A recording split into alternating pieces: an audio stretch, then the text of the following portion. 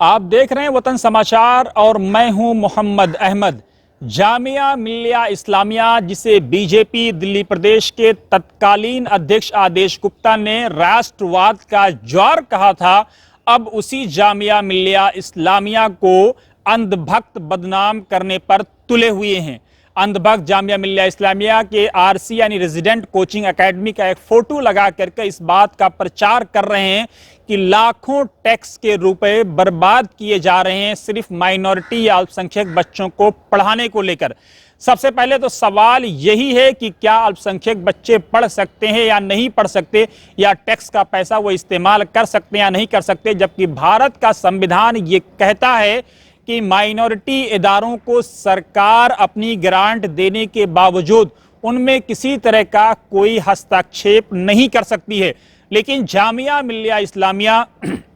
Minority institution होने के बावजूद इन अंधभक्तों को शायद ये नहीं पता, ये बेचारे मासूम आज ये भूल जाते हैं कि आज ये किसी को ट्रोल कर रहे हैं तो कल इनको भी कोई ट्रोल कर सकता है, क्योंकि जुल्म करने से आपकी संपत्ति तो बढ़ सकती है, भ्रामक प्रचार करने से आपको वक्ती तौर से फायदा हो सकता है, लेकिन उसकी कीमत आपको भी चुकानी पड़ेगी और आपके मुआशरे और सोसाइटी और समाज को भी चुकानी पड़ेगी। ये शायद अंधभक्तों को अंदाजा नहीं है, इसीलिए ये बार बार उल्टे सीधे ट्रोल करने में लगे रहते हैं। जामिया मिल्लिया इस्लामिया आरसीए जो लगातार राष्ट्र निर्माण में एक बड़ा योगदान दे रहा है, पिछले साल जिस बच्ची ने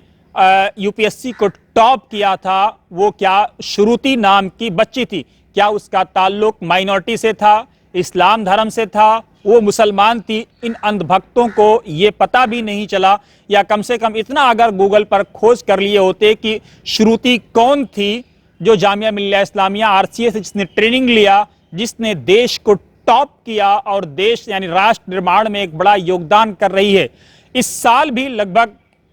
2 दर्जन बच्चों ने आरसीए से यूपीएससी क्वालिफाई किया, जिसमें आधे दर्जन से जायद बच्चे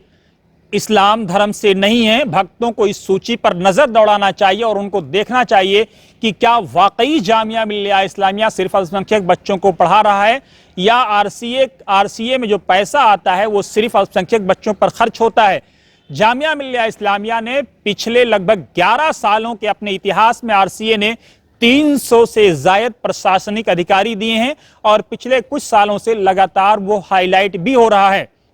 क्योंकि राष्ट्र निर्माण में वो वही काम कर रहा है जो उसके बनाने वालों जौहर बिरादरान, मौलाना मोहम्मद अली जौहर, मौलाना शौकत अली या महात्मा गांधी, जिनके कहने पर जामिया मिल्लिया के साथ इस्लामिया शब्द को हमेशा के लिए जोड़ दिया गया। इन अंधभक्तों को ये नहीं मालूम कि ये वही लोग थे जिन्होंने राष्ट्र निर्माण में सबसे बड़ी भूमिका देते हुए मुल्क को आज़ाद कराया और राष्ट्र निर्माण में सबसे बड़ा योगदान किया। आज जामिया मिल्लिया इस्लामिया भी अपने उन्हीं पूर्वजों के नक्शे कदम पर चलते हुए राष्ट्र निर्माण में ये योगदान दे रहा है और लगातार एक के बाद एक मंजिलें तय करता जा रहा है।